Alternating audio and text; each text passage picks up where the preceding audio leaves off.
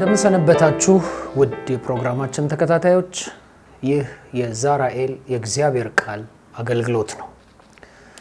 ዛሬ የምናየው ቃል በሉቃስ ወንጌል ምዕራፍ 5 ከቁጥር 1 እስከ 11 ያለውን ነው። የምናየው ርዕስ ወይንም ለዚህ ትምህርት የሰጠነው ርዕስ ከቀድሞ አሳማኝ ምክንያትህ ውጣ የሚል ነው። ከቀድሞ አሳማኝ ምክንያትህ ውጣ። ብዙ ጊዜ ሰዎች በህይወታቸው የተለያየ ልምድ ይኖራቸዋል።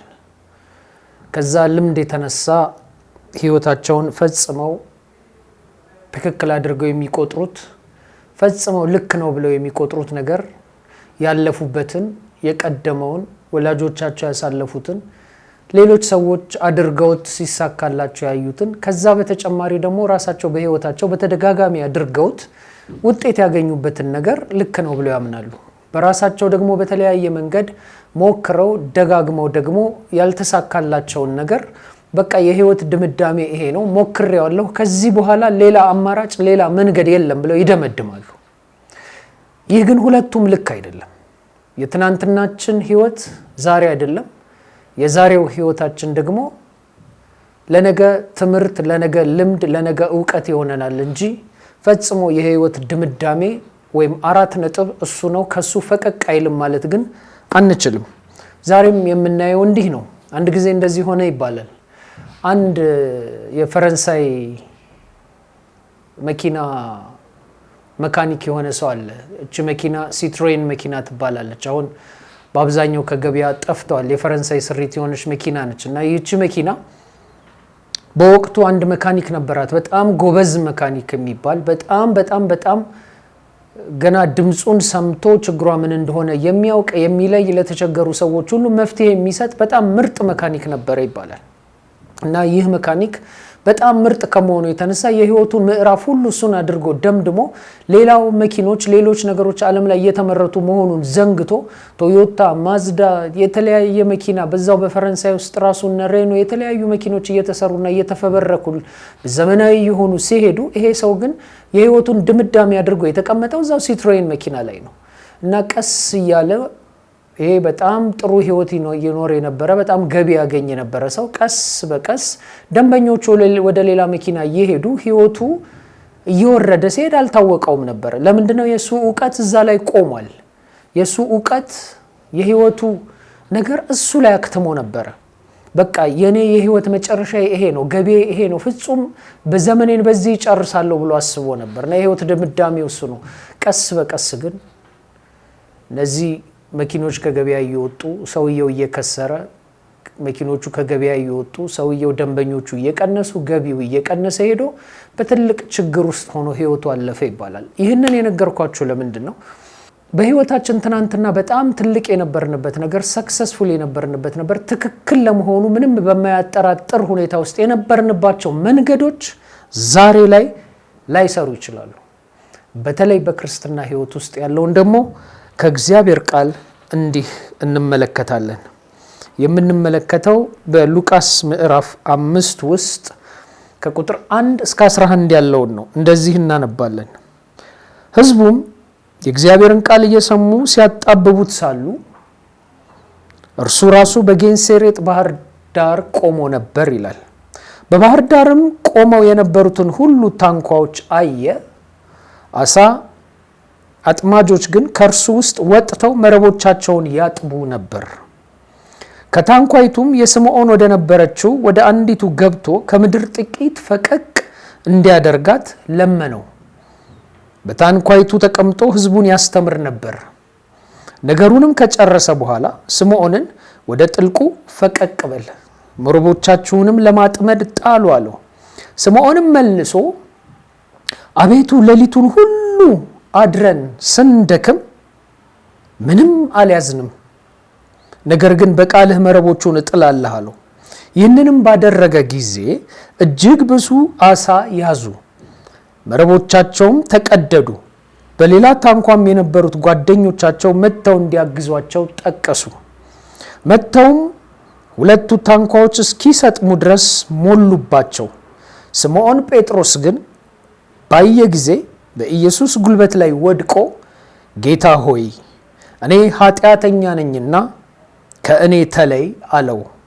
ስላጠመዱት ዓሣ እርሱ ከነርሱ ጋርም የነበሩ ሁሉ ተደንቀዋልና። እንዲሁ ደግሞ የስምዖን ባልንጀሮች የነበሩ የዘብዴዎስ ልጆች ያዕቆብና ዮሐንስ ተደነቁ። ኢየሱስም ስምዖንን አትፍራ፣ ከእንግዲህ ወዲህ ሰውን የምታጠምድ ትሆናለህ አለው። ታንኳዎችንም ወደ ምድር አድርሰው ሁሉን ትተው ተከተሉት ይላል። እንግዲህ በዚህ ስፍራ የምናየው አስቀድሜ እንደነገርኳችሁ ከርዕሱ ከቀድሞ አሳማኝ ምክንያትህ ውጣ። ሲጀምር ቃሉ እንደዚህ ይላል፣ ሕዝቡም የእግዚአብሔርን ቃል እየሰሙ ሲያስጠብቡት ሳሉ እርሱ ራሱ በጌንሴሬጥ ባህር ዳር ቆሞ ነበር። እንግዲህ ጌታችን መድኃኒታችን ኢየሱስ ክርስቶስ ወደዚህ ስፍራ ጌንሴሬጥ ወደምትባለው ስፍራ ወደዚች የባህር ዳር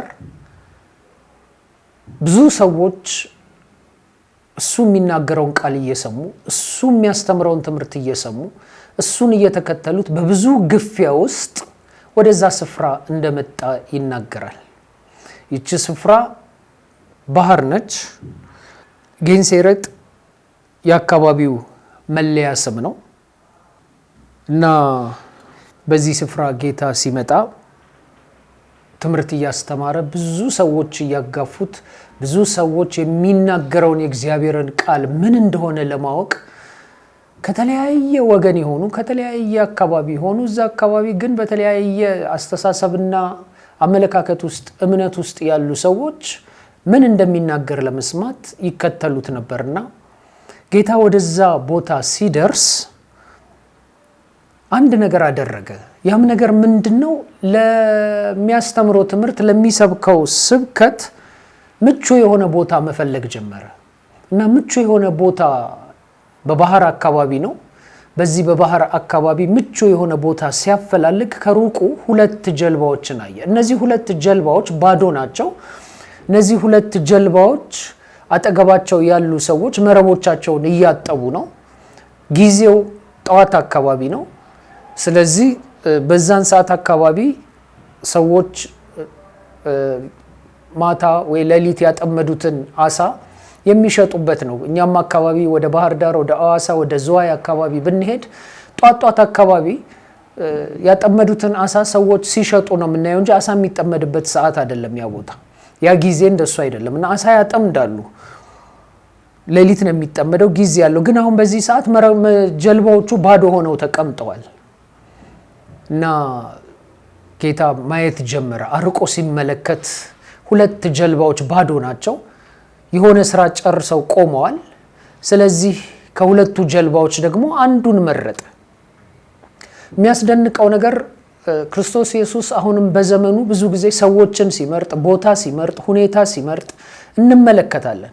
ለአገልግሎቱ የሚመቸውን ለመልእክቱ የሚመቸውን ስፍራ ቦታ ይመርጣል። ለምሳሌ በቀኑ 6 ሰዓት ላይ ሐዋርያቱ ምግብ ሊገዙ በሄዱ ሰዓት እሱ ግን ለአገልግሎቱ የሚመቸው ለኛም ጥልቅ የሆነ ማለት ነው ሳምራዊት የሆነችን ሴት በያዕቆብ በቆፈረው ጉድጓድ አጠገብ በዛ ጉድጓድ ቆማ ውሃ ልትቀዳ ስትል እሱ ወደዛ ስፍራ ሄደ። ሰዓቱን፣ ጊዜውን፣ ቦታውን መርጦ እዛ ስፍራ ነበረ። ለምንድነው? በዛች ሴት አማካኝነት ዛሬ ሁላችንም በየት ነው የሚመለከው ለሚለው ቃል መልስ ያገኘንበት ስፍራ ነው። በዚህም በዛም አይደለም። እግዚአብሔር መንፈስ ነው፣ የሚያመልኩትን በእውነትና በመንፈስ ያመልኩታል የሚለውን ትምህርት ያገኘንበት ቦታ እዛ ስፍራ ነው። ልክ እንደዚህ የተለያየ አደራረግና ስፍራ አለው። በምኩራባቸው ይሄድና ያስተምራል። በባህር ዳር አካባቢ እንደዚህ እንዳየነው ያስተምራል። አይነ ስውሮች ባሉበት ስፍራ፣ ለምጻሞች ባሉበት ስፍራ፣ ሽባዎች ባሉበት ስፍራ፣ በተለያየ ስፍራ ይሄድና አንድ የሚያደርገውን ነገር ያደርጋል። በማይጠበቁ ሰዎች ቤት ይገባል። በእነዚህ ሰዎች ቤት ገብቶ ያስተምራል፣ ይናገራል። ሊል የፈለገውን ነገር ቦታ፣ ሰዓት፣ ቤት፣ ሁኔታ ሁሉ ይመርጣል እና አሁንም ደግሞ ሁለት ታንኳዎች ቆመዋል። ከሁለቱ ታንኳዎች ምክንያቱ ምን እንደሆነ በኋላ እናያለን። ግን አንድ ነገር አደረገ። ከሁለቱ ታንኳዎች የስምዖን ጴጥሮስን ታንኳ መረጠ። የስምዖንን ታንኳ ከመረጠ በኋላ ያደረገው ነገር እንደዚህ ነው። ስምዖን ሆይ ያለው ጥቂት ፈቀቅ ታረግልኛለህ ወይ? ከባህሩ ትንሽ ብቻ ትንሽ ጠጋ ታረግልኛለህ ወይ? ምክንያቱም አሁን እኛ ምስባክ እንደምንለው ወይንም ፑልፒት እንደምንለው አንድ ሰው ከፊት ለፊት ቆሞ እንደሚናገረው ሌላው ሰው ወደዚህ ሆኖ በተለያየ በየትኛውም የቤተክርስቲያን ስርዓት በኦርቶዶክስ ቤተክርስቲያን ስርዓት ይሁን በካቶሊክ ቤተክርስቲያን ይሁን በየትኛውም በፕሮቴስታንት ቤተክርስቲያን ፑልፒት ወይም የመናገሪያ ምስባክ የሚባል ቦታ አለ። እዛ ጋር ቆሞ የሚናገረው ካህን፣ ቄስ፣ ፓስተር የትኛውም ይናገራል። ሰው ደግሞ ከሱ ፊት ለፊት ሆኖ ወደዛ እንደሚናገር ለአገልግሎቱ እንዲመቸው ለቃሉ እንዲመቸው እሱ ምን አደረገ? የጴጥሮስ ጀልባ ላይ ወጥቶ ጥቂት ፈቀቅ እንዲያደርግለትና ሰው ከውሃ ውስጥ ሳይገባ ወደ ኋላ ሸሸት ብሎ የሚናገረውን እንዲሰማው ጠየቀ። እንግዲህ አስተውሉ። መጀመሪያ ከህዝቡ ጋር እየተጋፋ ነበር የመጣው። ከህዝቡ ነጠል ብሎ ስርዓት ባለው መንገድ ለማስተማር የጴጥሮስን ጀልባ በጥቂቱ ትንሽ ፈቀቅ አድርግልኝ፣ ከህዝቡ አታርቀኝም፣ ነገር ግን ትንሽ አድርግና ህዝቡ በዛ ስፍራ ሆኖ ማስተምረውን የምናገረውን ነገር ይከታተል ሲል አንድ ጀልባ መረጠ። መጀመሪያ በህዝቡ በግርግር ውስጥ ነበር። ከዛ ቆሞ አየ፣ የሚፈልገውን የሚመቸውን መረጠ። አንድ ጀልባ ውስጥ ገባ፣ የሚያስተምረውን ትምህርት ማስተማር ጀመረ። እንግዲህ በዛ ምን እንዳስተማረ ምን አይነት ተአምራት ይደረግ ምን ይሁን ምንም የተጻፈልን ነገር የለም። ግን በዛ ስፍራ ይህንን እያደረገ እንደቆየ ማለት ነው መጽሐፍ ቅዱስ ይነግረናል። ከዚህ በኋላ ነው እንግዲህ ክርስቶስ የሆነው ኢየሱስ እሱ ሊናገር የፈለገውን ሊያስተምር የፈለገውን ሊል የፈለገውን ተናግሮ ብሎ ከጨረሰ በኋላ አንድ ጥያቄ፣ ሁለተኛ ጥያቄ ጴጥሮስን ሲጠይቀው እናያለን።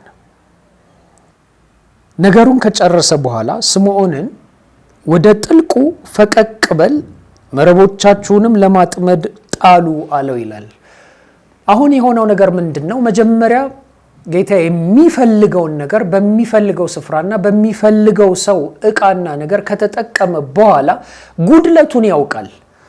እነዚህ ሰዎች በዛን ሰዓት ቁጭ ብለው ጀልባቸውን እያጠቡ ሳለ ምን እንደተፈጠረ ጌታ የሚያውቅ ይመስላል። ስለዚህ ምንድን ያደረገው? ጴጥሮስ ሆይ አለው፣ አሁን ደግሞ ትንሽ ፈቀቅ ካልክልኝ ይልቅ ሞር ወደ ውስጥ ጠጋ በል አለው። ጌታ ሆይ ለምንድን ነው የምትጠጋው ሲል ጌታ አንድ ነገር ሲናገር እናያለን። ወደ ጥልቁ ፈቀቅ በል፣ መረቦቹንም ለማጥመድ ጣሉ አለው ይላል። እና ጴጥሮስ እንደዚህ መለሰ፣ አቤቱ ሌሊቱን ሁሉ አድረን ስንደክም ምንም አልያዝንም፣ ነገር ግን በቃልህ መረቦቹን እጥላለሁ አለው ይላል። እንግዲህ አሁን እንድናስተውል ፈልጋለሁ። ጴጥሮስ አንድ ነገር ነው ያደረገው። እዚህ ጋር ስለተጻፈ አጥሮ ስለተጻፈ ቃሉ ቃል ብቻ ሳይሆን መንፈስም ነውና ስጋ እንደለበሰ ሰው ለኛም ለትምህርታችን እንደሆነ ሰው አስተውለን እንስማ። ፈቀቅ በል ሲለው ጴጥሮስ አንድ ነገር አለ። አንድ አሳማኝ ምክንያት አለው። አንድ ትክክለኛ ምክንያት አለው። እንደ ርዕሳችን ከአሳማኙ ምክንያትህ ውጣ ነው። ስለዚህ እንደዚህ ያደረገ ጴጥሮስ አልተሳሳተም። ጴጥሮስ አሳ አጥማጅ ነው። ዘመኑን ሙሉ አሳ ሲያጠምድ የኖረ ሰው ነው። በዚህ ዘመን ውስጥ ስለ አሳ አጠማመድ፣ መቼ እንደሚጠመድ፣ መረብ እንዴት እንደሚጣል፣ መረብ መቼ ወጥቶ እንዴት እንደሚታጠብ፣ አሳውን ለማንና መቼ በምን ሰዓት እንደሚሸጥ በደንብ ጠንቅቆ የሚያውቅ ሰው ነው። እና ግን ለጌታ እንዲመለሰለት ጌታ ሆይ ያለው፣ አቤቱ ይገርማል፣ እኛ ሌሊቱን ሙሉ አሳ ስናጠምድ እንዳደርን እና አሳ የለም አለው። እና አሁን ለምንድን ነው አንተ በዚህ ሰዓት አሳ በማይጠመድበት ሰዓት አሳ በሚሸጥበት ሰዓት አሳ እናጥምድ ብለህ? አሶች በዚህ ሰዓት አይገኙም። አሳ የሚገኘው ማታ ባህሩ ከሞቀ በኋላ አሶች ወደ ላይ ሲዘሉ መረቡ ሲዘረጋ መረብ ውስጥ የሚገቡበት ሰዓት ነው። በዛ ላይ ወይ ደግሞ ሌሊቱ የቀኑ ካሞቀው በኋላ ውሃውን ሌሊት ነው አሳ የሚጠመደው። ሌሊቱን ሙሉ አሳ ልናጠምድ ሞክረናል። እንደተለመደው በመናቀው ዕውቀት በለመድነው መንገድ እኛ ጥበብ አለን፣ ዕውቀት አለን። ስለ አሳ ማጥመድ በደንብ ነው የምናውቀው። አንተ ልክ የእግዚአብሔርን ቃል እንደምትሰብከው አሁን እንደተናገርከው ድንቅና ታምራት እንደምታረገው እኛ ደግሞ ስለ አሳ እናውቃለን። አሳማኝ ምክንያት አለው ጴጥሮስ። ትክክል ነው፣ በሙያው ትክክል ነው። ብዙዎቻችን በተለያየ ሙያ ውስጥ ያለን ሰዎች አሳማኝ ምክንያት አለን። ብዙ ጊዜ ለምሳሌ የሕክምና ዶክተሮች እንዲህ ነው የሚሆነው፣ እንደዚህ አድርግ፣ ይሄንን መድኃኒት ውሰድ፣ ይሄንንና ያንን አድርግ ብለው ይነግሩናል። ለምንድን ነው? ከተማሩት ካላቸው ዕውቀት በህይወታቸው ልምድ ካዳበሩት ከዛ የተነሳ ይሄንን እንድናረግ ይነግሩናል፣ እኛም እናረጋለን። አንዳንድ ጊዜ ግን በእምነት በመንፈሳዊ ነገር ሐኪሞቹ ከነገሩንና ካሉን ነገር በላይ ሲሆን ይታያል። አይድንም የተባለ ሰው ሲድን፣ አይፈወስም የተባለ ሰው ሲፈወስ ከእምነቱ የተነሳ ይህ ሲሆን እናያለን። ለምንድን ነው ይህ የሆነው? ሐኪሞቹ ስለተሳሳቱ ነው ስንል ሐኪሞቹ ስለተሳሳቱ አይደለም። ሐኪሞቹ ያላቸው መረጃ እግዚአብሔር ከሚለን ነገር ጋር ሲነጻጸር እግዚአብሔር የሚለው ነገር የሚበልጥ ስለሆነ ነው። እነሱ የሚሰጡት ዕውቀትና መረጃ አላቸው፣ ትክክል ናቸው። የተማሩት ለዘመናት ለዓመታት ቀን ቆጥረው ጊዜ ወስደው የተማሩት ዕውቀት አለ። ሲሞከርም በሰው ላይ መድኃኒት ሲሰጡ ብዙ ሰዎች ሲድኑ ሲፈወሱ አይተዋል። ስለዚህ ትክክል ናቸው። ጴጥሮስም ያደረገው እንደዛ ነው። በትክክል ይሄን ነገር ተናግሯል፣ አድርጓል። እኔ አሳ አጥማጅ ነኝ፣ ስለ አሳ፣ ስለ ባህር፣ ስለ መረብ፣ ስለ ሁሉም አውቃለሁ። ጌታ ሆይ ይሄ የሚሆን ነገር አይደለም።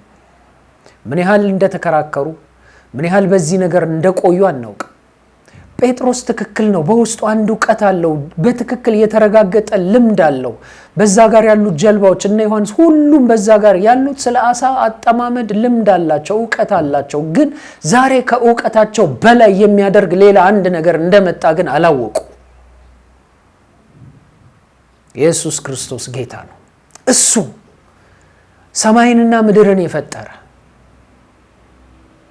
እሱ መሆኑን ገብቷቸው አውቀው ከዛ በላይ እንደሚሆን መረዳት አቅቷቸው ዕውቀታቸውንና የሰማዩን ዕውቀት እኩል አስቀምጠው ይከራከሩ ነበር። የሆነው እንደዚህ ነው። በመጨረሻ ብዙ የተከራከሩ ይመስላልና ብዙ ከተከራከሩ በኋላ ጴጥሮስ እንደዚህ አለ፣ እሺ ይሁን ካልክ እንደ ቃልህ እንደተናገርከው እሄዳለሁ። ብዙ አስተማሪዎች እንዲህ ብለው ሲያስተምሩ ሰማለሁ፣ እኔ ግን በዚህ አልስማማም። ጴጥሮስ የክርስቶስን ቃል አምኖ ደስ ብሎት እንግዲያው አንተ ቃል ካወጣህ አንተ ካልክ እኔ እጥላለሁ አይደለም ያለው። ጴጥሮስ ሲሟገት ነበረ። ጴጥሮስ ዕውቀቱ ላይ ቆሞ እየተሟገተ ነበር። ልምዱ ላይ ቆሞ እየተሟገተ ነበር። የጴጥሮስ አባባል እንዲህ ነው፣ እሺ ይሁንልህ ካልክ። ስታስተምር አይሁን አይቻለሁ፣ ስትናገር አይቻለሁ፣ የጥበብ ቃል ስታወጣ አይቻለሁ፣ ሰዎች ጋር አብረህ ያለህን ነገር አይቻለሁ። ስለዚህ ይሁንሽ ሊድ። ምክንያቱም ይህንን ቀጥሎ እንመለከታለን ለምን እንደዚህ እንዳልኩ።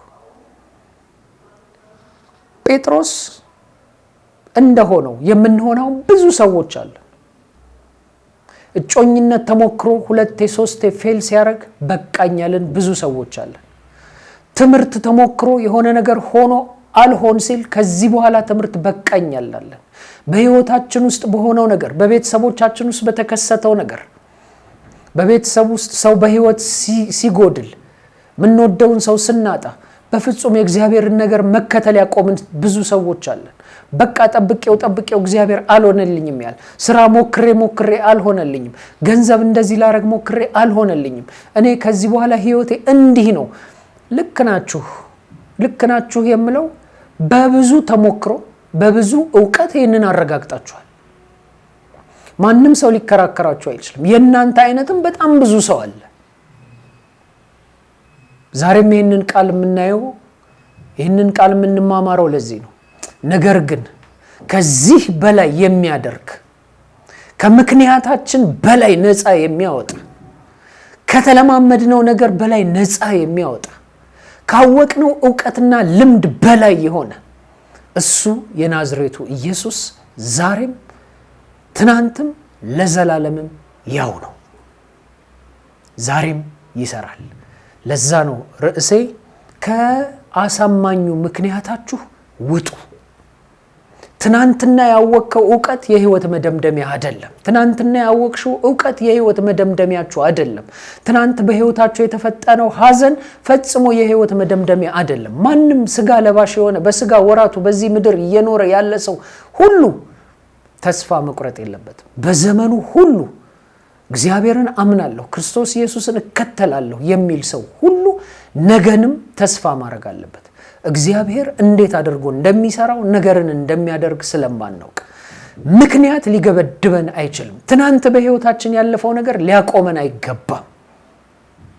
ከአሳማኙ ምክንያትህ ውጣ። ነገ ክርስቶስ ኢየሱስ እግዚአብሔር አብ እንዴት እንደሚሰራ አናውቅም። መንፈስ ቅዱስ እንዴት እንደሚሰራ አናውቅም። እና ጴጥሮስ እንደዚህ ያደረገ። እሺ ካልክ እሄዳለሁ አለ እና በሄዱ ጊዜ እንደዚህ ተፈጠረ። ይህንን ባደረጉ ጊዜ እጅግ ብዙ አሳ ያዙ፣ መረቦቹም ተቀደዱ። በሌላ ታንኳም የነበሩትን ጓደኞቻቸውን መጥተው እንዲያግዟቸው ጠቀሱ። መጥተውም 2 ታንኳዎች እስኪሰጥሙ ድረስ ሞሏቸው። ስምዖን ጴጥሮስ ግን ባየ ጊዜ በኢየሱስ ጉልበት ላይ ወድቆ ጌታ ሆይ እኔ ኃጢአተኛ ነኝና ከኔ ተለይ አለው ይላል። እንግዲህ ቅድም ያልኳችሁ ለዚህ ነው። እንደ ቃልህ ሲል አምኖ አይደለም ሄደው፣ ይሁንልህ ብሎ ነው ሄደው። ይሁንልህ ብሎ ስለሄደ ሰው ጋር የሆነ ነገር ሲጨቀጭቀን ሰው የሆነ ነገር ሲለን የሆነ ነገር እሺ ይሁን እስኪ እንየው ብለን እንደምንለው ብሎ ነው ሄደው። ይህንን የምናረጋግጠው ልክ ጴጥሮስ ከጠበቀው በላይ ነገሩ ተገልብጦ ጠበቀው። ከምክንያቱ በላይ ነገር ተገልብጦ፣ ከእውቀቱ በላይ ነገር ተገልብጦ ጠበቀው። በዛ ሰዓት አሳ አይጠመድም። በዛ ሰዓት መረብ አይሞላም። በዛን ሰዓት የሚደረገው ነገር እሱ ከሚያውቀው ነገር ውጭ ሆነበት እና እንደዚህ ሆነ። ደነገጠ፣ እጅግ ደነገጠ። ስለዚህም እንደዚህ አለ፣ ጌታ እግር ስር ወደቀና ጌታ ሆይ እኔ ኃጢአተኛ ነኝና ከኔ ራቃል። እኔ የተሳሳትኩ ሰው ነኝ። እኔ ያልተረዳው ሰው ነኝ። እኔ አንተን ያላወቅኩ ሰው ነኝ። ገብቶኝ ቢሆን ኖሮ አውቄ ቢሆን ኖሮ እኔ ነበርኩኝ እንደውም እንሂድ ብዬ ወደ መሃሉ የምጠይቅህ። እኔ ነበርኩ እንደውም ጌታ ሆይ ቶሎ ብለን አሳ እንያዝ ብዬ የምጠይቅህ። ነገር ግን አልገባኝም። ማንነትህን አልተረዳሁም። ማንነትህን አላወቅኩም። ስለዚህ ምድራዊውን ዕውቀት፣ ስለዚህ ይሄ በዚህ ምድር የተለማመድኩትን የአሳ አጠማመድ ሲስተም አንተም ፊት ተናገርኩኝ። አንተም ጋር በዚህ ክርክር ገጠምኩ። ኃጢአተኛ ነኝ፣ ተሳስቻለሁ። ለካ አንተ ነገር መቀየር ትችላለህ። ለካ አንተን ሰዓት አይገድብህም። ለካ አንተን ጊዜ አይገድብህም። ለካ አንተን ሁኔታ አይገድብህም። አሶቹን የፈጠርክ አንተ በወደድከው ሰዓት አሶቹን ልትጠራቸው ትችላለህ። አየሩን፣ ባህሩን፣ ማዕበሉን ሁሉን ማዘዝ ትችላለህ። ይሄን ግን አልተረዳውም። ኃጢአተኛ ነኝ፣ እባክህ እንደውም ከኔ ተለያለው ይላል። እኔ እናንተ አብረን መጓዝ የለብንም፣ አንተ ከኔ ራቅ፣ እኔ ኃጢአተኛ ነኝ አለ ይላል። አንድ ነገር ተረዳ። ከምድራዊው ዕውቀቱ፣ ከተለማመደው ልምድ፣ ከገባው ነገር በላይ የሆነ እሱ ክርስቶስ ኢየሱስ የእግዚአብሔር ልጅ እንደሆነ አወቀ እና ጌታ ግን እንደዚህ አለው፣ ስላጠመዱት አሳ እርሱ ከነርሱ ጋርም የነበሩ ሁሉ ተደንቀዋልና፣ እንዲህም ደግሞ የስምዖን ባልንጀሮች የነበሩ የዘብዴዎስ ልጆች ያዕቆብና ዮሐንስ ተደነቁ። ኢየሱስም ስምዖንን አትፍራ፣ ከእንግዲህ ወዲህ ሰውን የምታጠምድ ትሆናለህ አለው። ታንኳዎቹንም ወደ ምድር አድርሰው ሁሉን ትተው ተከተሉት ይላል።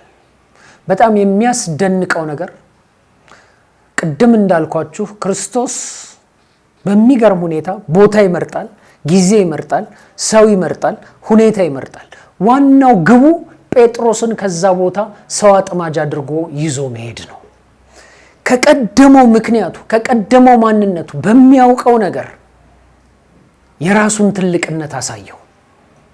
ክርስቶስ ወደሱ መጣና ጴጥሮስ በሚያውቀው ዕውቀት በተለማመደው ዕውቀት በሚያውቀው ጥበብ አንተ ከምታውቀው በላይ አንተ ከምታረገው በላይ እኔ እሰራለሁ አለና ነገሩን ቀይሮ አሳየው።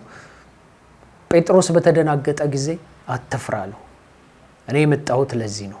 ወደዚህ ስፍራ ስመጣ ምክንያት አለኝ። የመጣሁበት ምክንያት አንተን ሰው አጥማጅ ላረገ ነው። አሁን ግን የሚገርመው ነገር ጴጥሮስ አልተከራከረም። ሃሌሉያ! አሁን ግን አልተከራከረም። እንዴት ሰው አጥማጅ ታረገኛለህ አላለም። እንዴት አድርገህ አላለም። በአሳው ምን እንደሚያደርግ ክርስቶስ አሳይቶት ነበር። እንዴት እንደሚያደርግ አሳይቶት ነበር። ስለዚህ ና ተከተለኝ ሰው አጥማጅ አረጋለሁ ሲለው አሜን ብሎ ተከተለ። አሁን ምክንያት አልደረደረም። ሙሴ እግዚአብሔር በጠራው ጊዜ ምክንያት ይደረድር ነበር። የሆነ የራሱን ዕውቀት ይናገር ነበር። አረ እኔ እኮ እንዴት ብዬ ማን ላከኝ እላለሁ። እሺ እንዴትስ አድርጌ? እግዚአብሔር ያሳየው ነበር። በትርህን ጣል፣ በትርህን አንሳው። አንዴ እባብ ሲሆን እጅህን ክተት ሲለው እጁ በለምጽ እንደ በረዶ ሆና ስትታይ እጅህን አውጣ ሲለው እጁ ሲድን ምክንያት ሲደረደር እኔ እኮ ደግሞ የሚገርም ነገር እግዚአብሔር ሆይ እኔ እኮ ተብታባ ነኝ፣ መናገር አልችልም፣ አፈልም ነኝ፣ እንዴት ብዬ መናገር እችላለሁ ማለት ጀመረ። እሺ እሱም ደግሞ ከሆነ አሮንን እልካለሁ ወንድምህን፣ እሱ እንዳንተ ሆኖ ይናገራል፣ አንተ ለነሱ እንደ እግዚአብሔር ትሆናለህ አለው። ከምክንያቱ አወጣው። እያንዳንዳችን ዛሬ ይህንን መልእክት የምንሰማ ይህንን መልእክት በምንም ሁኔታ ፊት ለፊታችን ቀርቦ የሰማን ሰዎች ሁሉ እግዚአብሔርን በምክንያት አንገድበው። ጌታ ኢየሱስ ክርስቶስን እኛ ባለን ዕውቀት፣ እኛ ባለን ልምድ፣ እኛ በመጣንበት የህይወት መንገድ ፈጽሞ አንገድበው፣ ልንገድበውም አንችልም። ነገራችንን እናዘገያለን እንጂ አንገድበውም። ትናንት በህይወታችን በተከሰተ በየትኛውም ነገር እግዚአብሔርን አንገድበው። እግዚአብሔር ከምክንያታችን፣ እግዚአብሔር ከዕውቀታችን፣ እግዚአብሔር ከጥበባችን፣ እግዚአብሔር ከቤተሰቦቻችን ገንዘብና ዕውቀት፣ እግዚአብሔር ከየትኛውም አይነት በምድራችን ላይ ካለ በዓለም ላይ ካለ ከየትኛውም ሲስተም ከሁኔታዎች በላይ ነው። እግዚአብሔር እድሜ የሰጣቸው ሰዎች ነገር ሲገለባበጥ አይተዋል። እግዚአብሔር በየትኛውም ሁኔታ ከምክንያት በላይ የሆነ አምላክ ነው። እህቶቼና ወንድሞቼ ሆይ ዛሬም እላችኋለሁ ከምክንያታችሁ በላይ ሆኑ። የትኛውንም ነገር በህይወታችሁ አድርጋችሁ ሊሆን ይችላል፣ በህይወታችሁ አልፎ ሊሆን ይችላል። እግዚአብሔር ግን ፈጣሪ ነው፣ ባለቤት ነው፣ ጀማሪ ነው፣ ፈጻሚ ነው፣ ኤልሻዳይ ነው፣ አልፋና ኦሜጋ ነው። ለዛ ነው አብርሃም ጋር በመጣ ጊዜ አብርሃም የ100 ዓመት ሰው ሆኖ ምክንያት አለው፣ አሳማኝና ትክክለኛ ምክንያት አለው። እግዚአብሔር ፊት ሊናገር የሚችልበት ትክክለኛ ምክንያት አለው። የ100 ዓመት ሰው አይወልድም፣ አሳማኝ ነው ምክንያቱ። የ80 ምናምን ዓመት ሴት አትወልድም። ነገር ግን ከነሱ ቤት ይስሐቅ ተወልዷል። ይስሐቅ እነሱ ቤት ተወልዷል። አብርሃም ከዛም ከይስሐቅም በኋላ ሌሎች ከ6 በላይ ልጆች እንዳፈራ መጽሐፍ ቅዱስ ይነግረናል። ሰው ከ100 ዓመቱ በኋላ እንዲህ ሊሆን አይችልም። ሰው መውለድ የሚያቆምበት እድሜ ያለው በሳይንሱም በልምድ በሁሉም የምናውቀው። ነገር ግን እግዚአብሔር ከዚህ ሁሉ በላይ ነው። ምናመልከው አምላክ፣ ስሙን የምንጠራው አምላክ እግዚአብሔር፣ ምናመልከው የእግዚአብሔር ልጅ ኢየሱስ ክርስቶስ ከዚህ በላይ ነው። እህት ወንድሞቼ ይህንን ቃል የምትሰሙ በፊታችሁ ጸልያለሁ። እግዚአብሔር አምላክ አባት በናዝሬቱ በጌታ በኢየሱስ ክርስቶስ በስም ኃይል ጉልበት፣ ስምህ ማለት አንተነትህ ነው። ስምህ ማለት እንደኛ መለያ መጠሪያ ሳይሆን ስምህ አንተነትህ ነው። ጌታ መንፈስ ቅዱስ ይህንን ለሚያዩ ይህንን ለሚሰሙ ሁሉ ከደከሙበት ካዘኑበት ምክንያት ለራሳቸው ሰጥተው ከተቀመጡበት የኔ ነገር ከዚህ በላይ አያልፍም፣ የኔ ነገር ከዚህ በላይ አይሄድም፣ እግዚአብሔር የኔን ነገር አያየውም፣ የኔ ነገር ከዚህ በላይ ቆሟል ለሚሉ ሁሉ በጌታ በኢየሱስ ክርስቶስ ልባቸውን እንደገና እንድታነሳሳ ነው ጸልያለሁ። መንፈስ ቅዱስ በያሉበት እህቶቼን እንድታነሳሳ፣ ወንድሞቼን እንድታነሳሳ፣ አባቶችን እናቶችን በተለያየ ሁኔታ ነገራቸው ተስፋ ተቆርጦ በቃ ብለው እግዚአብሔር ከዚህ በላይ የኔን ነገር አያስኬደውም ብለው በቆሙት የናዝሬቱን የጌታ ኢየሱስ ክርስቶስን ስም እጠራለሁ። ይሄ ስም የሚሰራና ኃያል ስም ነው። የሞተውን የሚያስነሳ፣ የተቆረጠውን የሚቀጥል፣ የማይቻለውን የሚያስችል ስም፣ ኃያል የሆነ አምላክና ጌታ የሆነ እሱ የምናመልከው ይሄ ስም በቤታቸው፣ ይሄ ስም በሚሰሩበት ስፍራ፣ ይሄ ስም ወደ ልባቸው እንዲገባ፣ ወደ መንፈሳቸው እንዲገባ፣ በወጣቶች ውስጥ እንዲገባ፣ በየትኛውም ተስፋ በሚያስቆርጣቸው ሁኔታ፣ በተለያየ ሱስ ውስጥ፣ በተለያየ እስራት ውስጥ፣ በተለያየ ተስፋ መቁረጥ ውስጥ ያሉትን ሁሉ ጌታ ኢየሱስ ክርስቶስ ሆይ አሁን እንድትጎበኛቸው ነው እለምንሃለሁ። አሁን እንድትጎበኛቸው እለምንሃለሁ። አሁን ወደ ቤታቸው እንድትገባ፣ አሁን ወደ ቤታቸው እንድትገባ፣ አሁን ወደ ነገራቸው እንድትገባ፣ አሁን ወደ መንፈሳቸው እንድትገባ፣ አሁን ወደ ስሜታቸው እንድትገባ፣ አሁን ወደ ፈቃዳቸው እንድትገባ፣ ከደመደሙበት ካሳመናቸው የኔ ህይወት ከዚህ በኋላ አያልፍም፣ ከዚህ በኋላ አይለወጥም፣ ከዚህ በኋላ የኔ ነገር በቃ ብለው ከተቀመጡበት ፈንቅለህ እንድታወጣቸው በጌታ በኢየሱስ ክርስቶስ ስም ጸለይኩኝ። ላዘኑ መጽናናት እንዲሆን፣ ከዛ ሐዘን ተፈንቅለው እንደገና ወደ ሌላ ህይወት እንዲመጡ፣ ተስፋ የቆረጡ ሰዎች ነገራቸው እንደገና እንዲገጣጣም፣ የተበላሸባቸው ነገር አይሆንም ያሉት ነገር ጌታ ሆይ በምህረትህ እንድትጎበኛቸው፣ በኃይልህ እንድትጎበኛቸው፣ በስምህ እንድትጎበኛቸው፣ መላእክትን ልከህ ነገራቸውን እንድትነካ ጌታ ሆይ እጠይቅሃለሁ። ወዳጆቼ ሆይ የትኛውም ተስፋ የሚያስቆርጥ ነገር ለእግዚአብሔር ግን ተስፋ ያስቆርጠው። በፊቱ ተንበርከኩ፣ በፊቱ ጸልዩ፣ በፊቱ እሱን አናግሩት፣ በፊቱ ከሱ ጋር ተነጋገሩ። እግዚአብሔር ባልተጠበቀ መንገድ ነገራችሁንም እናንተንም ይሰራል። ነገራችሁንም እናንተንም ይሰራል። ለጴጥሮስ እሳት ያንን የሆነውን አሳ ይዞ መጥቶ ነገሮች እንዴት እንደሚባዙ እንዴት እንደሚጠመዱ አሳይቶ ካሳመነው በኋላ እሱን ራሱ ሰው አጥማጅ እንዳረገው ዛሬ ሐዋርያው ጴጥሮስ እንደምንለው ፈጽሞ ጥላው ይፈውስ የነበረ ሰው ያ ታላቅ ሰው እንደሆነ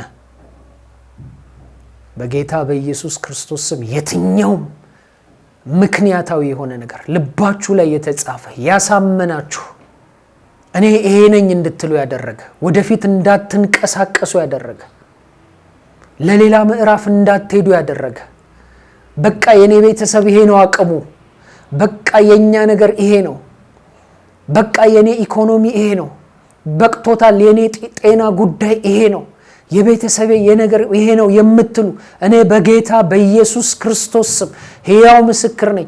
እሱ ከነገር ሁሉ ከተቆረጠበት እጅግ ብዙ ጊዜ አውጥቶኛል።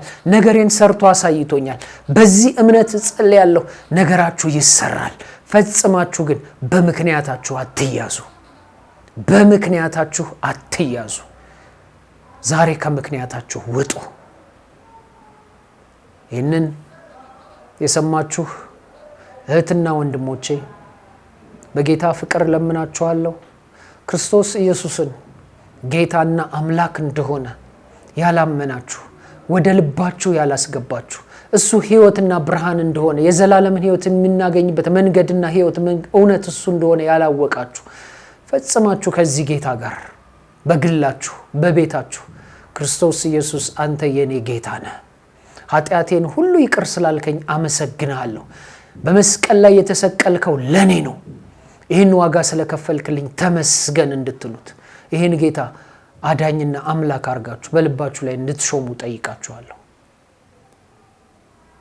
አሁንም የትኛውም ከሚያሳምናችሁ ምክንያት ሁሉ ውጡ።